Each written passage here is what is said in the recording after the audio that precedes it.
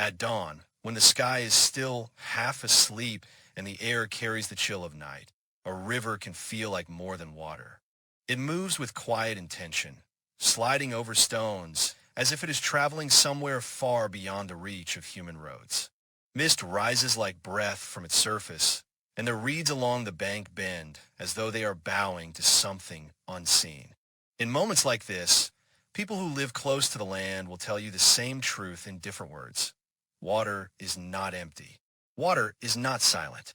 Water is listening. For many traditional spiritual worldviews, especially across African communities where nature and spirit are never separated, rivers and lakes are not just parts of the landscape. They're living presences. They're sacred places where the invisible world touches the visible one. And in the same way that an elder can speak with wisdom, or a drum can carry a message through rhythm, water can speak through signs. Not in loud, obvious language, but in whispers, in movement, in reflection, in unexpected patterns that appear like answers when the right question is asked. This is what it means to call a river or a lake a sacred oracle. An oracle is not simply a fortune teller. It is a doorway into knowledge that human eyes cannot always see. It is a source of guidance that arrives through mystery, through interpretation, through patience. And water, perhaps more than any other element, becomes the perfect oracle because it refuses to stay still.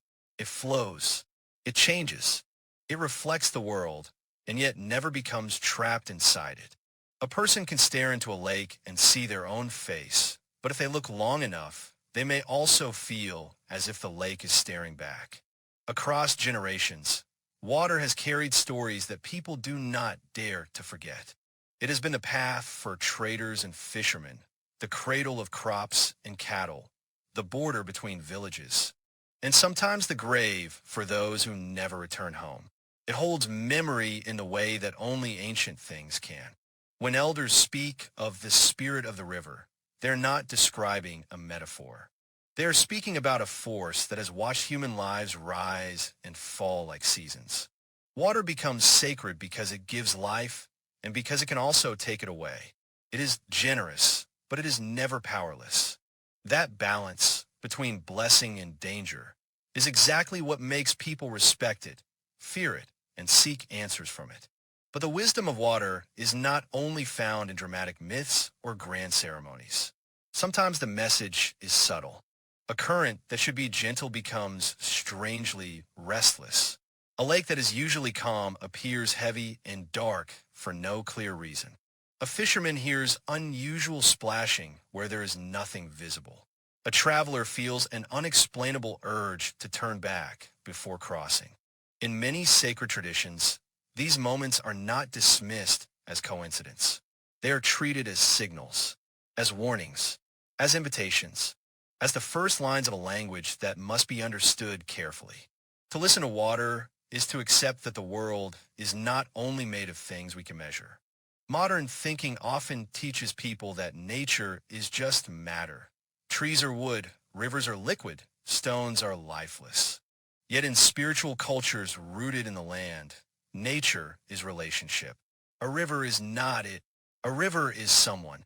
A lake is not a background scenery for human activity. It is a presence with its own dignity. People greet water before drawing it. They offer respect before taking fish. They speak softly near certain shores, not because they are superstitious, but because they understand something deeply human. When you treat life as sacred, life answers you with care. And that is where the idea of decoding comes in, because water does not speak like a human speaks. It does not explain itself in full sentences. It communicates through patterns and symbols, through timing and repetition, through the way it responds when someone approaches with honesty, or when someone arrives carrying arrogance, guilt, or hidden intentions. In sacred divination, the river becomes a mirror not only for the sky, but for the soul. It reflects the questioner's spiritual condition. It reveals what is out of balance. It hints at what is coming.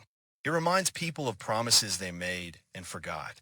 Sometimes it comforts, sometimes it exposes, and sometimes it demands change. This is why rivers and lakes have often been seen as boundaries between worlds. Their surfaces look simple, but beneath them is depth that cannot be easily controlled. That depth becomes symbolic of the spirit realm, unseen, powerful, and full of forces that move according to laws humans do not command. Many traditions say that ancestral spirits travel near water, that water pathways lead to sacred realms, that certain lakes are doors where the living and the departed exist close to each other.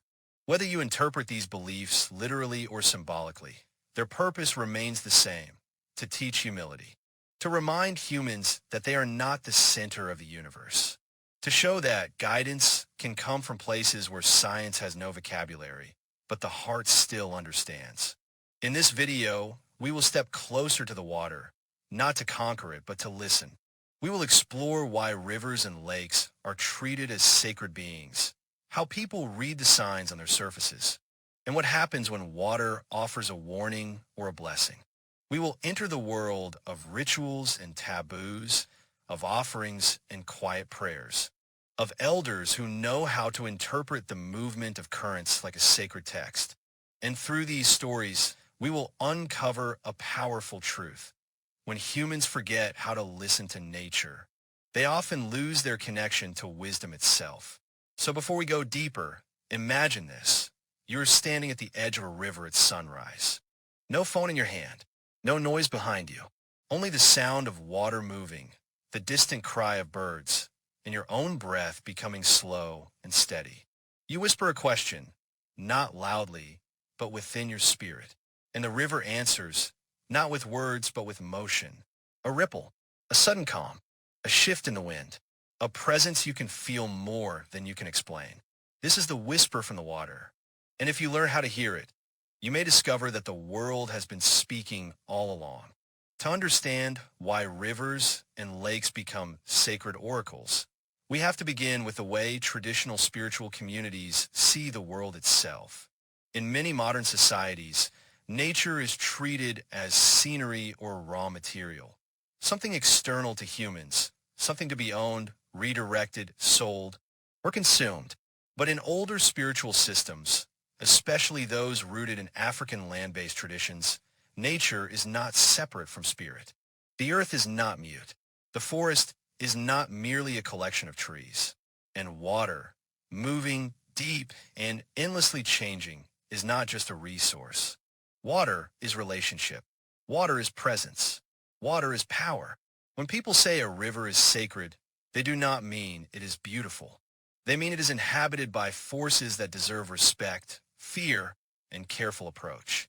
Rivers and lakes are sacred first because they are life givers in the most literal sense. Communities have survived beside water for centuries because water feeds crops, sustains animals, supports fishing, and makes daily life possible. Without water, a village becomes a memory. Without water, even the strongest human effort collapses. That dependence creates reverence, but reverence alone does not explain sacredness. Sacredness appears when people recognize that water is not fully under human control. A river can be calm for months and then transform into a violent flood. A lake can appear peaceful and still hide deadly currents beneath the surface. This unpredictable dual nature, nurturing and dangerous, makes water feel like a spirit with moods, boundaries, and laws. It gives, but it can also take away. That is why water becomes more than a thing. It becomes a force that must be negotiated with, not conquered. Over time, myths and oral histories deepen that relationship. In many traditions, rivers are described as ancient beings with origin stories that stretch beyond human memory. A river might be said to have been born from the footsteps of a powerful ancestor, or from the tears of a grieving mother spirit, or from a divine act that shaped the land. Such stories are not simply entertainment. They are spiritual maps that teach people how to live. They explain why certain parts of the river are forbidden, why some waters demand offerings before they are approached, and why certain behaviors, like disrespect, pollution, or arrogance, carry consequences beyond the visible world. When a river has a story, it also has a personality. And when a river has a personality, it can communicate. Lakes often hold an even deeper sense of mystery because of their stillness. Unlike rivers that rush and speak through movement, lakes feel like vast eyes. They stare without blinking. They hold their secrets under a smooth surface, and that quietness invites imagination and fear. In many communities, lakes are seen as places where the veil between worlds becomes thin. The idea is simple but powerful. When you look into deep water, you cannot easily see the bottom. And that hidden depth becomes a symbol of spiritual depth. What else is below? What else is watching? What else is stored there? Memory, spirits, truths, warnings. This is why lakes are often linked to visions, dreams, and supernatural encounters. People may believe that certain lakes belong to powerful water guardians, and that stepping into them carelessly is like walking into someone's sacred home uninvited. And then there's the role of ancestors. In many African spiritual systems, ancestors are not gone. They're transformed. They remain present as protectors, witnesses, and moral guardians of the living family. The ancestors are believed to stay connected through places where spiritual energy gathers: shrines, sacred trees, family compounds, crossroads, and very often water. Rivers and lakes become ancestral pathways because water travels everywhere. It crosses borders. It connects distant places. It carries things from one world to another. In symbolic terms, water becomes the messenger that can carry prayers downward and bring answers upward. People may say that offerings placed near water are received by the ancestors, or that the voice of the departed can echo through currents and winds rising from the shore. Whether you interpret this as literal spirit movement or as a poetic expression of memory, the point remains. Water becomes sacred because it hosts relationship with the unseen. This connection to the unseen is also why water is often linked to divine feminine forces: the mother, the womb, the nourisher, the healer. Across many cultures, water is associated with birth and renewal. Babies are carried in the womb's water. Crops rise from rain.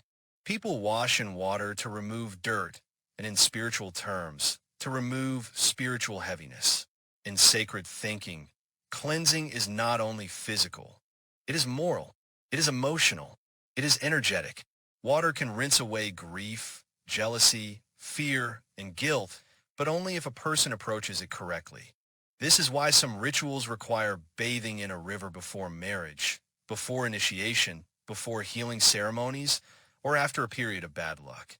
Water is treated like a spiritual reset, an element that can restore harmony between a person and their destiny. At the same time, sacred water is never just gentle. Water's power to purify also means it can expose what is unclean.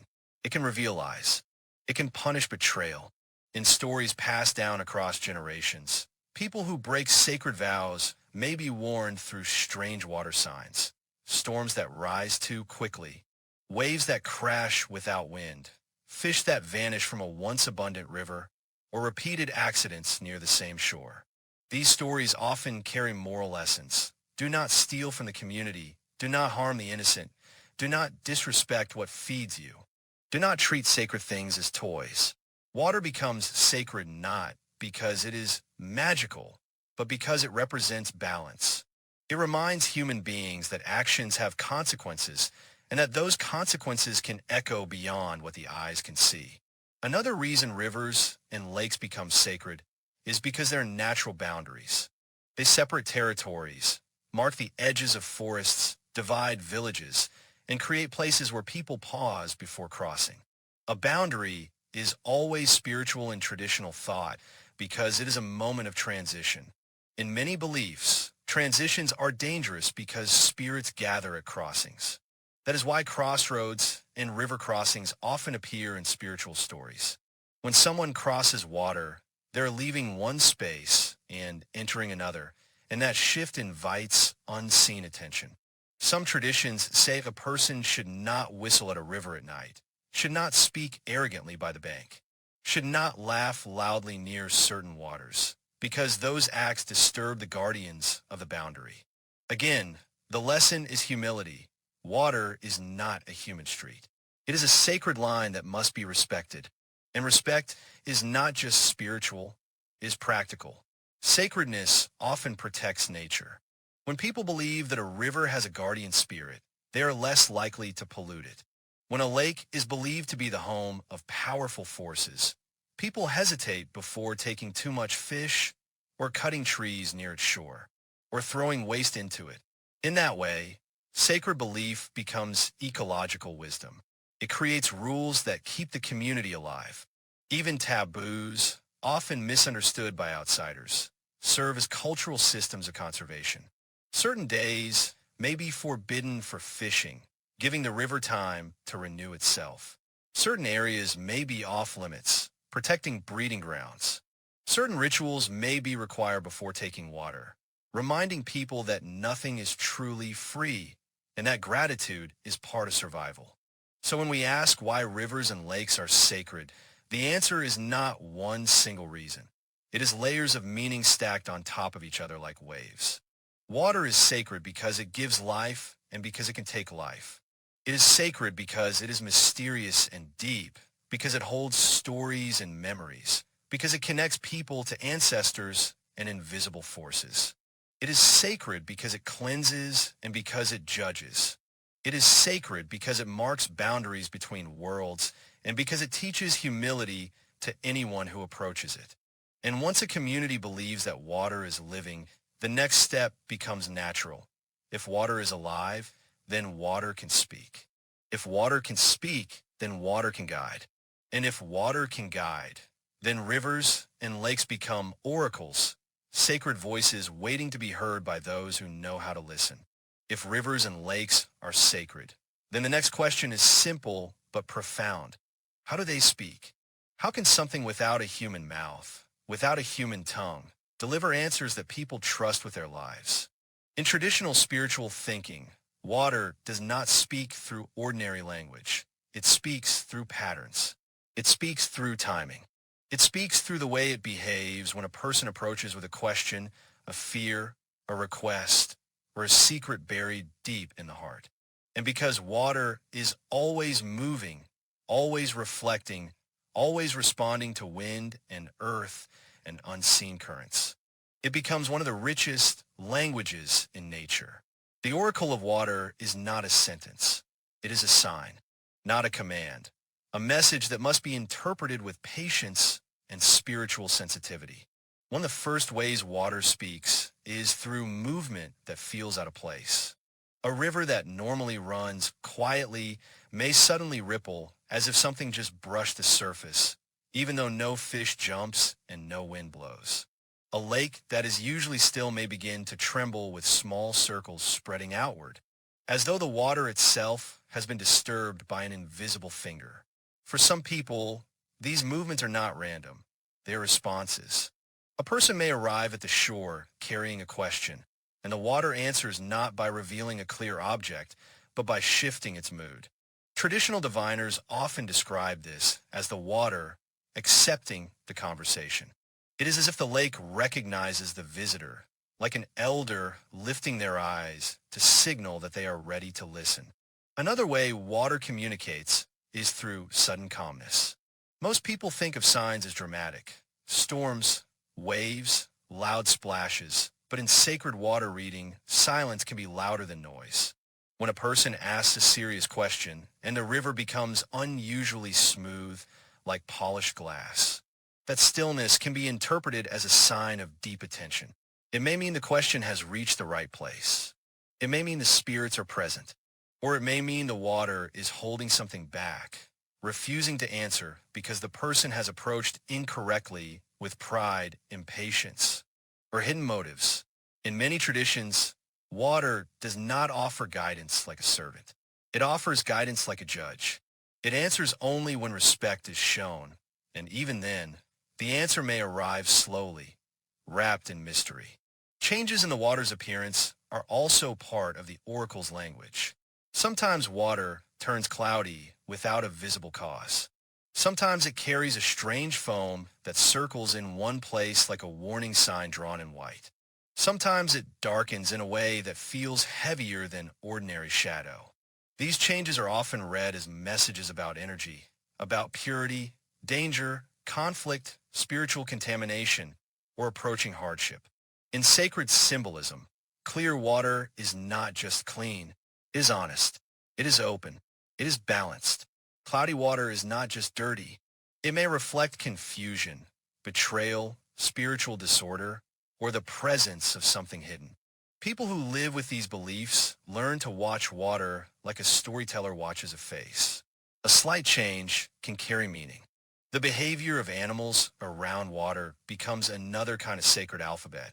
Fish, birds, frogs, and insects are treated not merely as wildlife, but as participants in a larger spiritual environment. If a fishing spot that is normally full becomes strangely empty, people may interpret that as a withdrawal of blessing. If fish gather near the surface in an unusual pattern, it may be read as a message that something is about to change. Birds circling repeatedly above the same part or river can be seen as pointing to spiritual activity beneath. Even the sudden silence of frogs at night, when they normally sing, can create unease as if the natural world is holding its breath. In these traditions, nature is not separate from the spirit realm. The movement of animals becomes a way the unseen world rearranges the visible world to communicate. Sound is equally important. Many people who have spent years near sacred waters describe hearing things that are difficult to explain, soft humming in the air, distant splashing that seems too rhythmic to be random, or a whispering quality in the wind passing over the surface. Whether these sounds are truly supernatural or simply the mind becoming more sensitive in quiet places, the spiritual interpretation remains powerful. Water speaks through the ear as much as through the eye. That is why certain rituals require silence. If the human voice becomes too loud, the message of water becomes harder to hear. To receive an oracle, one must become quiet enough to notice what ordinary life normally drowns out. Then there are the objects that appear near water at meaningful times.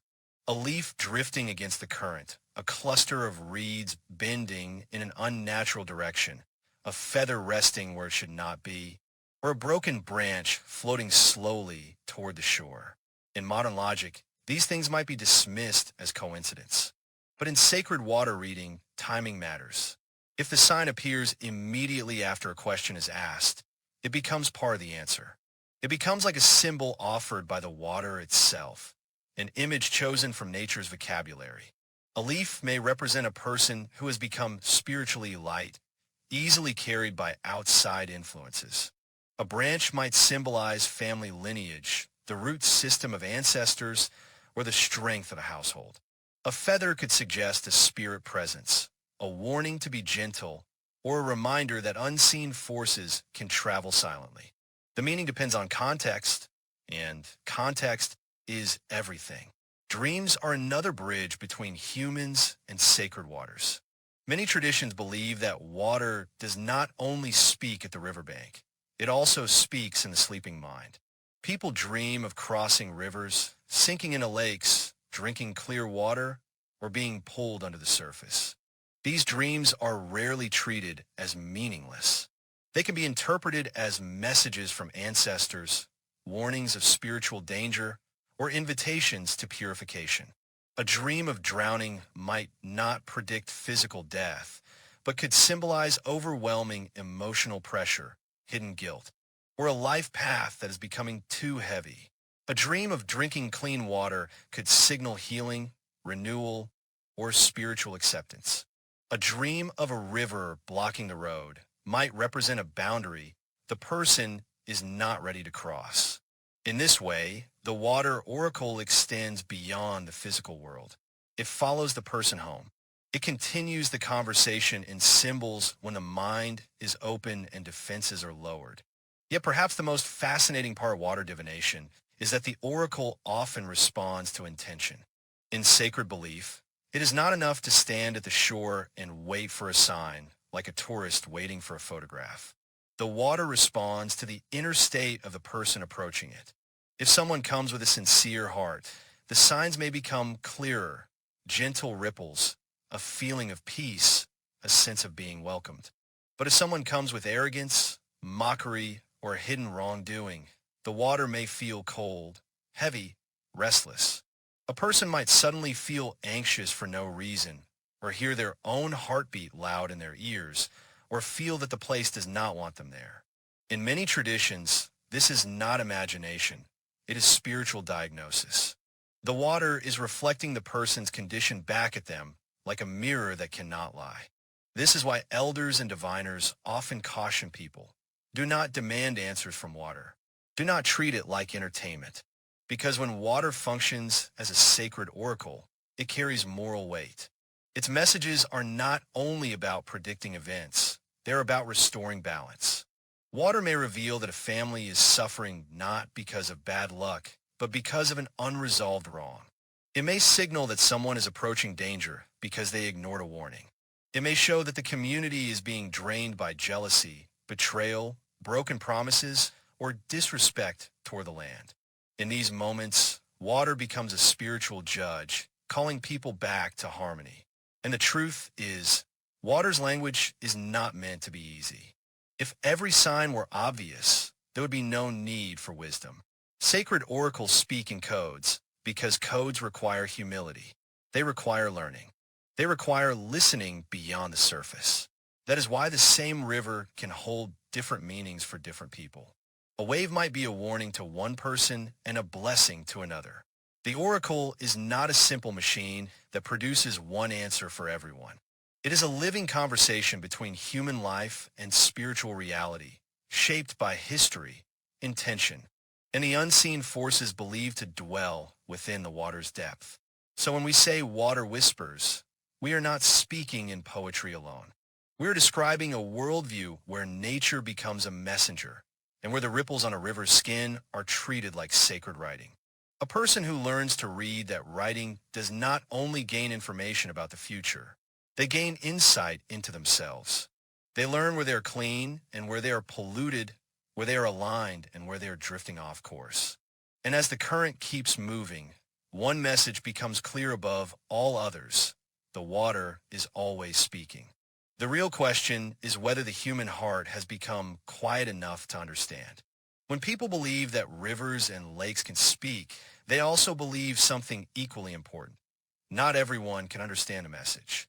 Water divination is not treated like a casual skill or a game of guesswork. It is a sacred practice shaped by discipline, inherited knowledge, and a deep sense of responsibility. The water may be open to all, but its language is not automatically clear to all. That is why many communities rely on spiritual specialists, elders, diviners, priests, priestesses, healers, and ritual leaders, people whose lives have been shaped by training, taboos, and experiences that teach them how to approach the oracle without offending it. In many traditions, the first requirement is preparation. A person does not simply walk to the river, throw a question into the air, and expect a perfect answer. Preparation can begin days before. Some people fast, avoiding heavy food or alcohol. Some abstain from intimacy, not because it is seen as evil, but because sacred work requires spiritual focus and clean intention. Others cleanse themselves with herbs, smoke, or special water mixtures at home before ever reaching the shore. The purpose is to remove what is considered spiritual noise, anger, confusion, pride, impurity, so that the message from the water can be received without distortion. In sacred thinking, the clearest answers come to the clearest spirit. When the moment arrives, the approach to the water is often treated like approaching an elder in a royal palace. There is etiquette, there is humility, there is careful speech. Some traditions instruct people to stop at a distance, breathe, and greet the water formally before stepping closer. The greeting might be whispered, sung, or spoken in a ritual language passed down through generations. It may include praise names for the river, acknowledgments of the water's power, and respectful requests for permission to speak. This is not empty theater. It is a declaration of relationship. The person is admitting, "You are greater than me. You were here before me. I do not come as an owner. I come as a visitor." Offerings often follow because sacred waters are treated as living presences that must be honored. The offerings vary by culture and local tradition, but their meaning remains consistent: gratitude, respect, exchange, and spiritual alignment. Cola nuts may be presented as symbols of sincerity and truth. Honey may be offered to sweeten the relationship between human and spirit. Milk may represent purity, nourishment, and peace. White cloth may be used to symbolize cleanliness, humility, and sacred intention. Coins, shells, flowers, or small crafted items may be given as signs that the visitor understands the water's value. In some practices, the offering is placed gently on the surface, allowed to float away like a message sent across worlds. In others, it is left on the shore as a gift to the unseen guardians. The offering is not a bribe. It is a language of respect. It says, "I understand that sacred knowledge is not free." Alongside offerings come rules, and these rules are often strict. Sacred water does not welcome arrogance. People may be forbidden to shout, insult, laugh carelessly, or behave loudly near certain rivers and lakes. Some waters are considered especially sensitive, and even ordinary conversation is discouraged. In some places, approaching the water at night is prohibited unless one is trained, because nighttime is believed to heighten spiritual activity and danger. Certain days might be reserved for the spirits, when fishing or washing is forbidden. Certain areas of a lake may be off limits entirely, known as the dwelling place of a guardian presence. To outsiders, these rules can appear excessive, but within the tradition, they serve a clear purpose. They protect the sacred environment, and they teach people to approach power with humility. The divination itself can take many forms, but it often begins with a question asked in a specific way.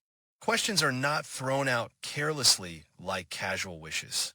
They are shaped carefully, sometimes spoken aloud, sometimes spoken only in the heart, sometimes repeated in ritual phrases. The diviner may call on ancestors and protective spirits to witness the question, and they watch the water. They listen. They observe how the environment responds. Sacred divination demands patience, because the answer may not appear immediately. It may arrive through a pattern, a series of ripples, the movement of floating leaves, a sudden change in wind direction, or a sound that breaks a long silence. The diviner's role is not to force meaning, but to recognize meaning when it appears. Some rituals include dropping a sacred object into the water and interpreting how it behaves. A small stone, a seed, a piece of wood, or a crafted token might be used, depending on the tradition. If it sinks immediately, it might symbolize heaviness, blockage, or rejection. If it floats and drifts calmly, it might suggest acceptance, guidance, or an open path. If it circles repeatedly in one area, it could indicate unresolved issues or spiritual attention focused on a specific matter. But the object itself is not the oracle. It is a tool that helps translate the oracle's response.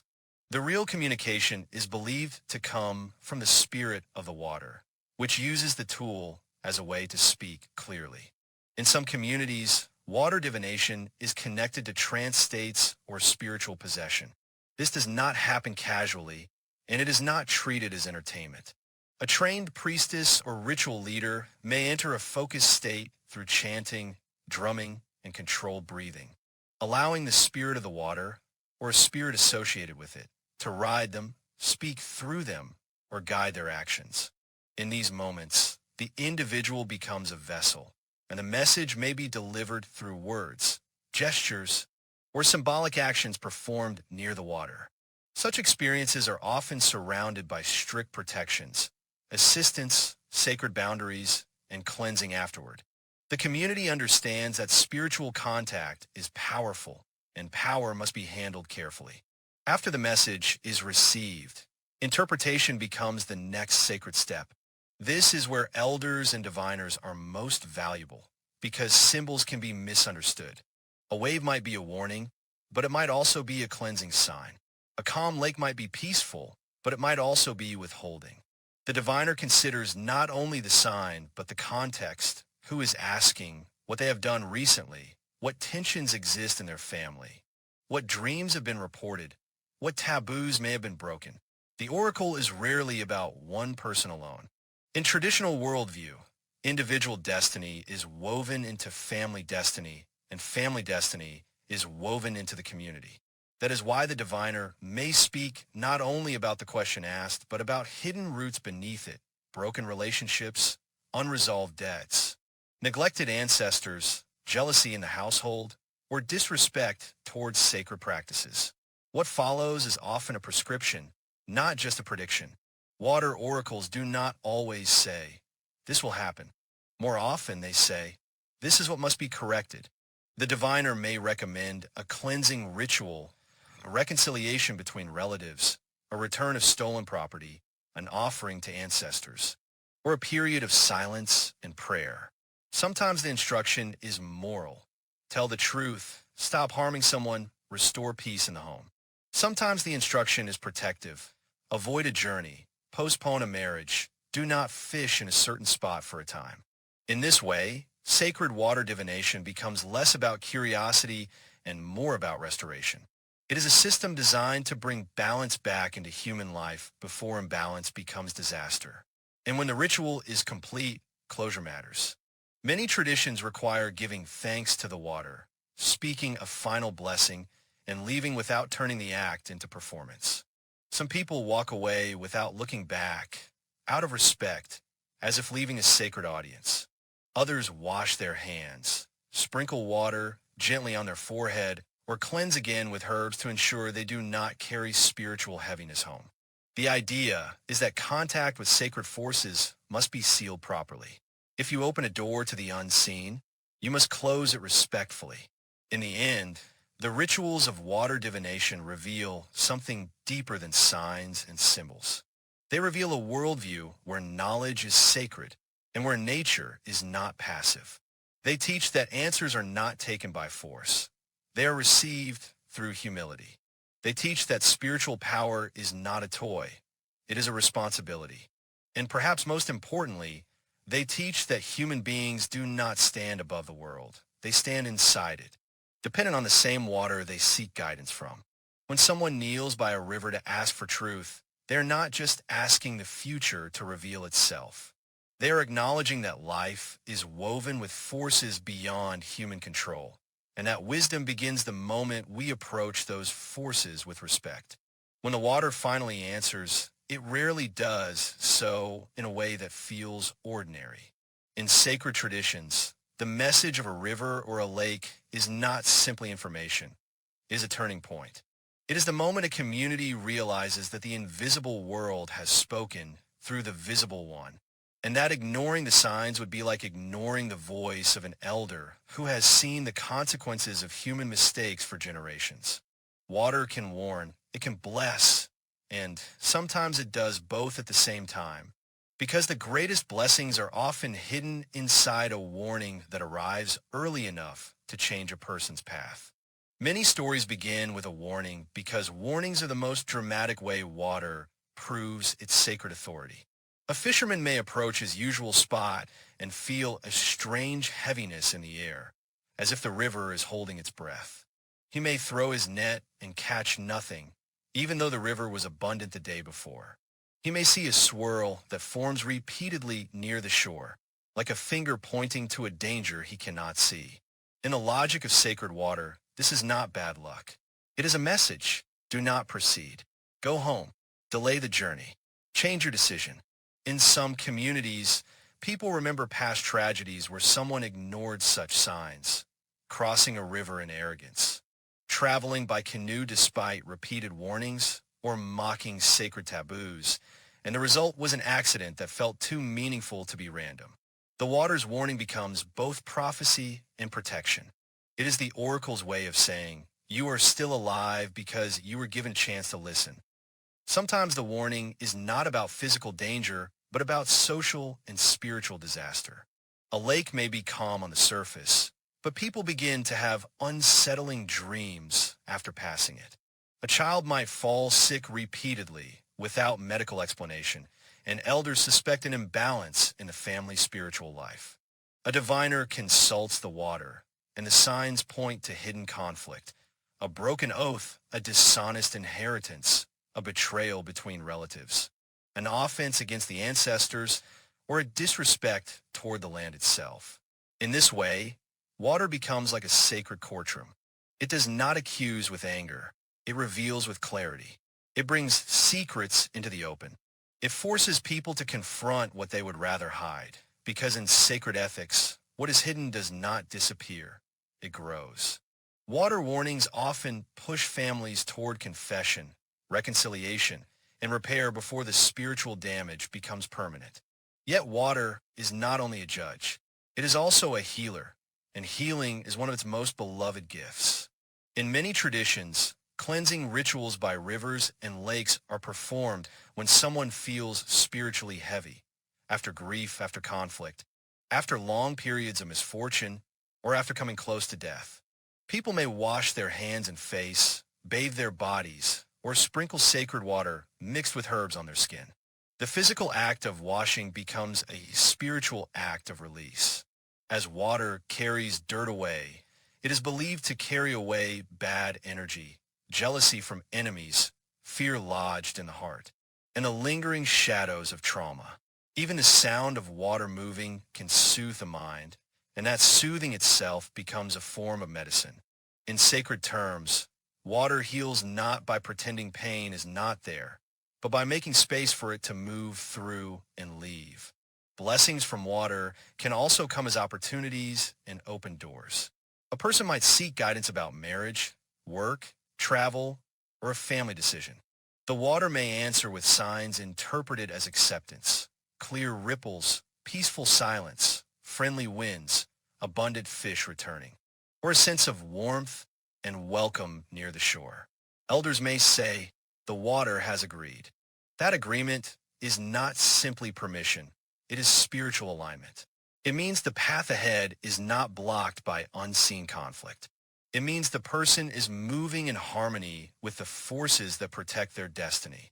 In stories, such blessings can appear as sudden improvement after a water ritual, a sick person recovering strength, a struggling farmer receiving timely rain, a divided household finding peace, or a traveler escaping disaster by changing routes after receiving a warning. These outcomes are remembered and told again and again, reinforcing the belief that water does not merely reflect life. It participates in it. But sacred water also teaches consequences, and this lesson is sometimes harsh. When water is disrespected, it is believed to withdraw its blessing. That withdrawal may look like misfortune, repeated accidents near the same location, unexplained sickness, strange dreams that disturb sleep, or a sense of constant bad timing where nothing succeeds.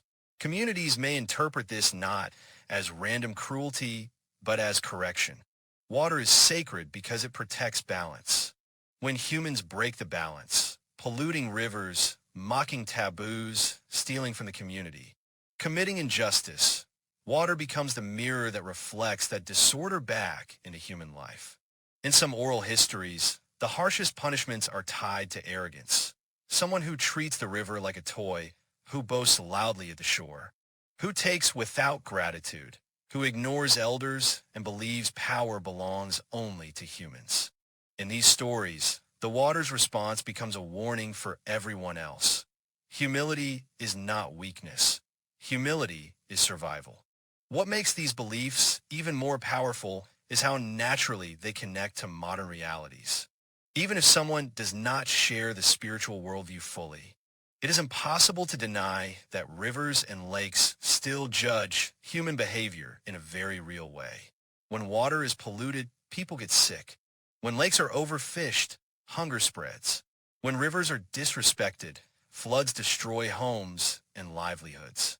Sacred traditions, in their own language, have been teaching environmental responsibility for centuries.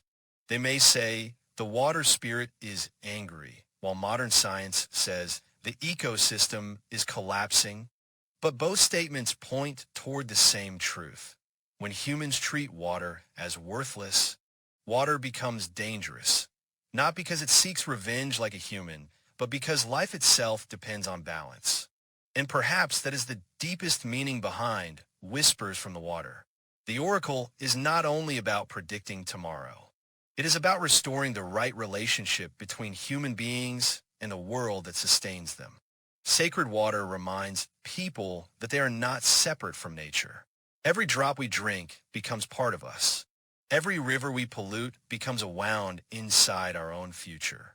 Every lake we protect becomes a blessing we pass to the next generation. The spiritual message is both mystical and practical.